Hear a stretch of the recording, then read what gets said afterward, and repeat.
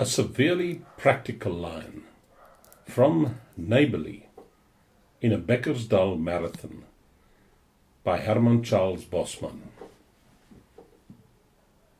A fence between the Union and the Bechuanaland Protectorate, Atnodia said. According to the wireless, the two governments were already discussing it. I hope they put gates in the fence though, here and there, Herman said. Otherwise, how will we get to Ramutsa siding? Yes, with a fence there, Atnodia agreed. Goods we had ordered from Johannesburg could lie at the siding for years, and we'd be none the wiser. And as likely as not, we wouldn't even notice the difference, Atnodia continued. We'd think it was just the railways being a bit slow again. There was one queer thing about putting up a fence, Opa Becker said, that he himself had noticed long ago, and it was this. When you erected a fence around your farm, it never seemed to keep anybody out. All you were doing was fencing yourself in, and with barbed wire. In the meantime, Gijsbert van Tonder, with his somewhat extensive cattle smuggling interests, had been doing a spot of thinking. And when he spoke, it was apparent that he had not been indulging in glad, carefree reveries. His reasoning followed a severely practical line, a line as straight as the 5-strand theodolite chartered course of the fence that would provide the Union and Bechuanaland Protectorate with official frontiers. There should be a proper sort of a border. That I do believe in, Gijsbert van Tonder announced somewhat piously. It makes it a lot too hard, smuggling cattle from the Protectorate into the Transvaal when there's no real line to smuggle them over. I'm glad the government's doing something about it. These things have got to be correct. I've been discouraged more than once, I can tell you, asking myself, well, what's the good? You see what I mean. Either you're in the Mariku or you aren't. And either you're in the Protectorate or you aren't. When there's no proper border, you can be standing with a herd of cattle right on the Johannesburg market and not be feeling too sure whether you're in the Transvaal or in Bechuanaland. And even when the auctioneer starts calling for bids, you don't quite know whether they are going to come in pounds or in rolls of barbed wire. You almost expect somebody to shout out, "So many strings of beads!" So I can only say that the sooner they put up a decent kind of fence, the better. The way things are, it's been going on for far too long. You've got to know if an ox is properly smuggled over or if it isn't. You've got to be legal. The years he had put in at cattle smuggling had imparted to Gijsbert van Tonder's mind an unmistakably juridical slant. He liked arranging things by rule and canon, by precept and by code. And the next question he asked bore that out.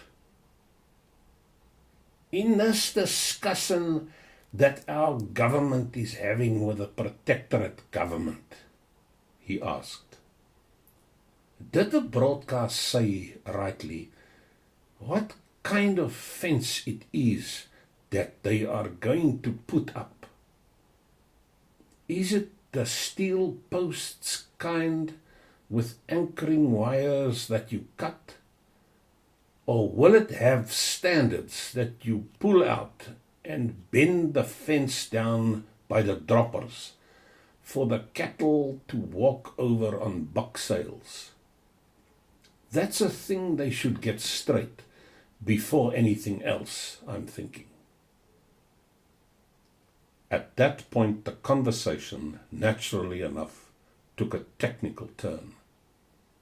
The talk had to do with strands and surveyors, and wrongly positioned beacons and surveyors, and rails, and the wire snapping and cutting Koos Ninaber's chin open in rebounding, and gauges, and 5 barbed wires, and the language Koos Ninaber had used afterwards, speaking with difficulty because of all that sticking plaster on his chin.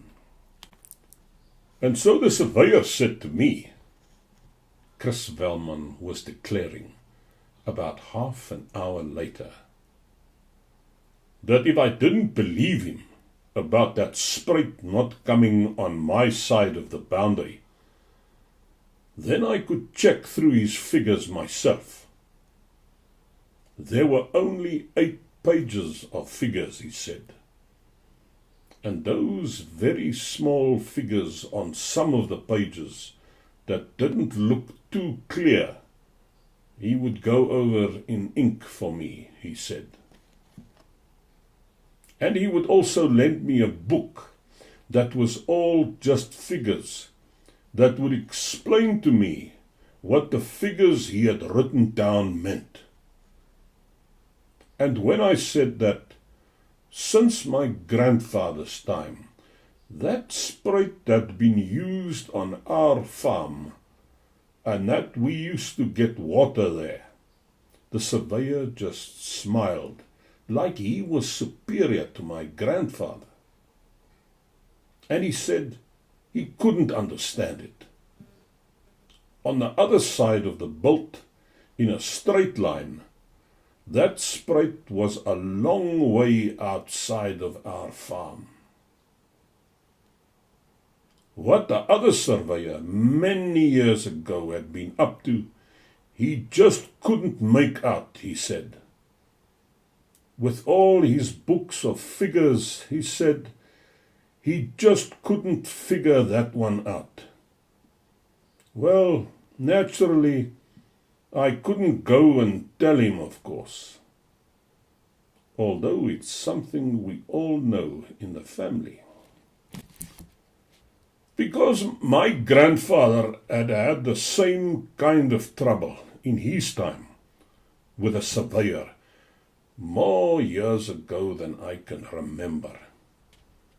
And when my grandfather said to the surveyor, "How do you know that the line you marked out on the other side of the bult is a straight line from here? Can you see through the bult? A bult about 50 paces high and half a mile over it." The surveyor had to admit, of course, that no man could see through a bult, and the land surveyor felt very ashamed of himself then for being so ignorant, and he changed the plan just like my grandfather had asked him to do. And the funny part of it is that my grandfather had no knowledge of figures. Indeed, I don't think my grandfather could even read figures. All my grandfather had, while he was talking to the land surveyor, was a shotgun, one barrel smooth and the other choke. And the barrels were sawn off quite short. And they say that when he went away from our farm, my grandfather having proved to him just where he had gone wrong in his figures, he was the politest surveyor that had ever come to this part of the Dwarsberge. There would, he said then, unquestionably be a good deal of that same sort of element in the erection of the boundary between the Bechuanaland Protectorate and the Transvaal. More than one land surveyor would, as likely as not, raise his eyebrows, we said. Or he would take a silk handkerchief out of his pocket and start dusting his theodolite, saying to himself that he shouldn't, in the first place, have entrusted so delicate an instrument to a raw choppy porter smelling of home-brewed beer. In the delimiting of the Transvaal-Bechuanaland Protectorate border, we could foresee quite a lot of trouble sticking out for quite a number of people.